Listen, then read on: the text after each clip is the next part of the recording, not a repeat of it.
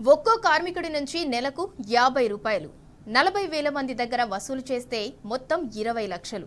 ఆ డబ్బంతా నేరుగా గుర్తింపు సంఘం ఖాతాల్లోకి వెళ్తుంది. ఆ తర్వాత ఆ పైసలు ఏమైతాయో ఎటుపోతాయో తెలియదు. ఈ వసూళ్ల దందా నెల నెలా జరుగుతూనే ఉంటుంది. కార్మికులు మరో మాట చెప్పకుండా 50 రూపాయలు సమర్పించుకోవాల్సిందే. సింగరేణిలో సభ్యత్వ రుసుము పేరిట జరుగుతున్న వసూళ్ల దందాపై పెద్ద దుమారమే నడుస్తోంది.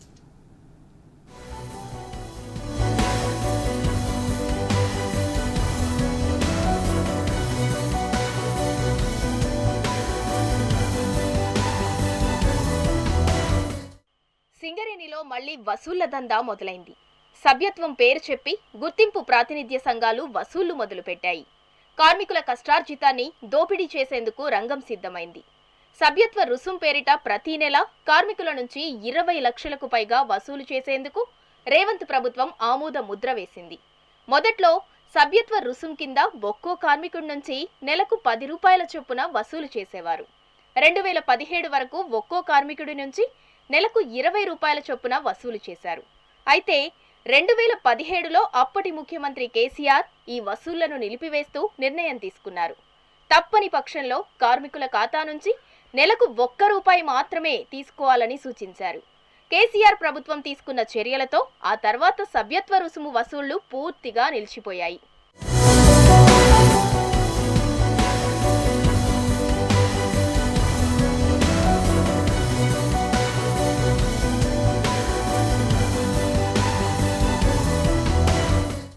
అయితే కాంగ్రెస్ అధికారంలోకి రావటంతో సభ్యత్వ రుసుము మళ్లీ మొదలైంది.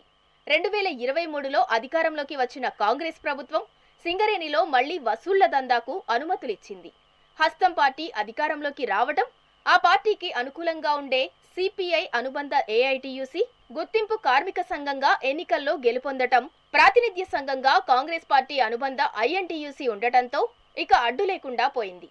దాంతో మళ్లీ సభ్యత్వ అంశం తెరపైకి వచ్చింది. వసూళ్లు షురువయ్యాయి. కార్మికుల యొక్క సమ్మతితోని ఆ చందా వసూలు చేయాలి. అది ఇంత క్రితం 20 రూపాయలుగా ఉండేది. దాన్ని 50 రూపాయలకు పెంచడం నిజంగా దుర్మార్గం. ఇన్ని లక్షల కోట్లు వసూలు చేసి వారు చేయబోయే పనులేంటిది ఒకసారి చెప్పాలి. సభ్యత్వం అంటూ ఉండాలి కాబట్టి 20 రూపాయల చొప్పున వసూలైనా కూడా నెలకు కొన్ని లక్షల రూపాయలు వసూలవుతాయి.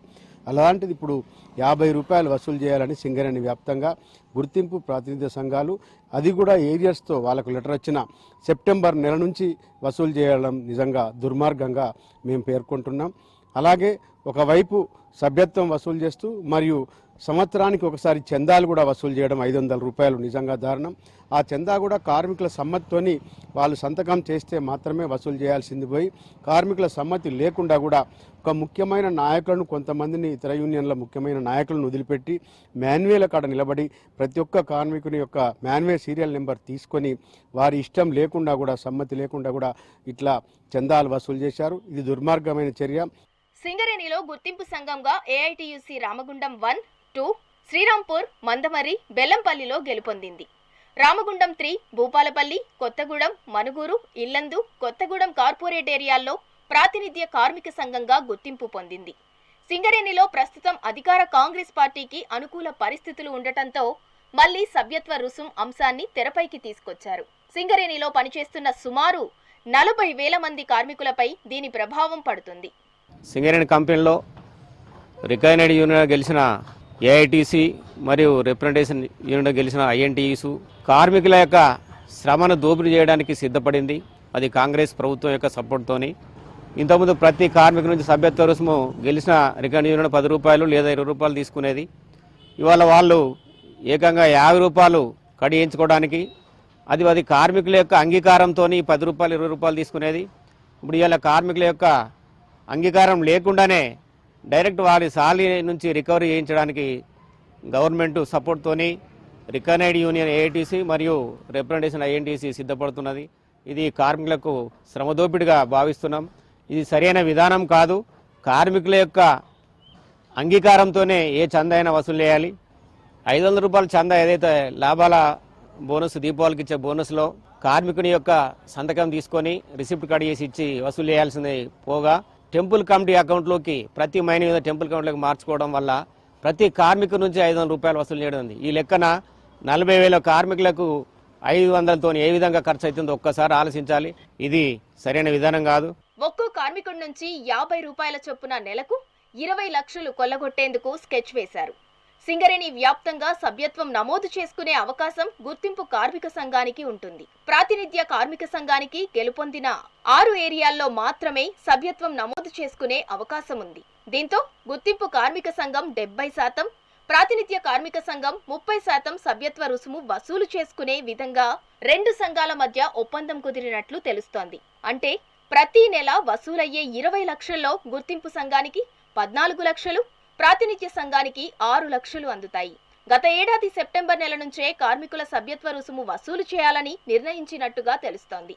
అంటే ఒక్కో కార్మికుడి ఖాతా నుంచి 5 నెలల సభ్యత్వ రుసుం పేరిట 250 రూపాయలు ఒకేసారి వసూలు చేస్తారు. ఈ 5 నెలలకు కలిపి మొత్తం 1 కోటి రూపాయల వరకు వసూలయ్యే అవకాశం ఉంది.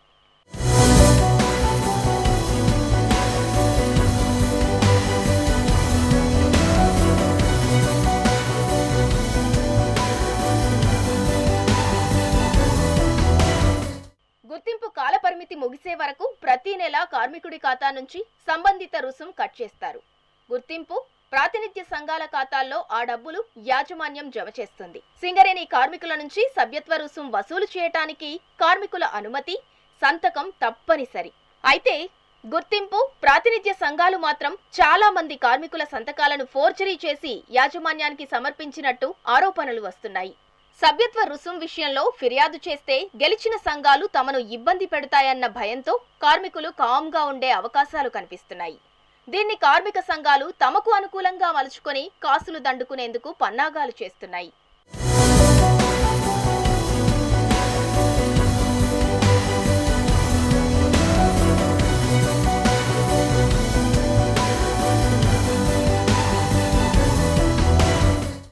సింగరేణి కార్మికుల కష్టార్జితంపై సర్కార్ కన్నేసిందని కార్మికులు మండిపడుతున్నారు. ఒక్కో కార్మికుడి నుంచి నెలకు 50 రూపాయల చొప్పున వసూలు చేస్తారా?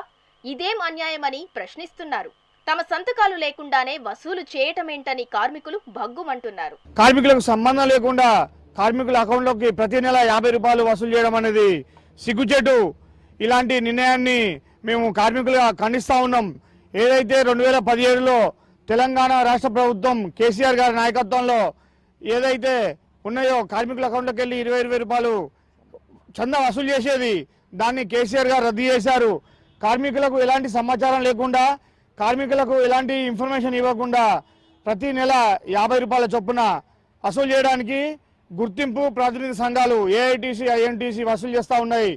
కార్మికులకు ఎలాంటి సమాచారం లేకుండా, కార్మికుల యొక్క అంగీకారం లేకుండా ఇలాంటి చందాలు వసూలు చేయడం సిగ్గుచేటు. మొత్తం మీద సింగరేణిలో సభ్యత్వ నమోదు రుసుము పెద్ద వివాదమే రేపింది. బీఆర్ఎస్ హయాంలో బంద్ అయిన వసూళ్లను కాంగ్రెస్ పార్టీ వచ్చి మళ్లీ మొదలు పెట్టిందని కార్మికులు తీవ్రంగా మండిపడుతున్నారు.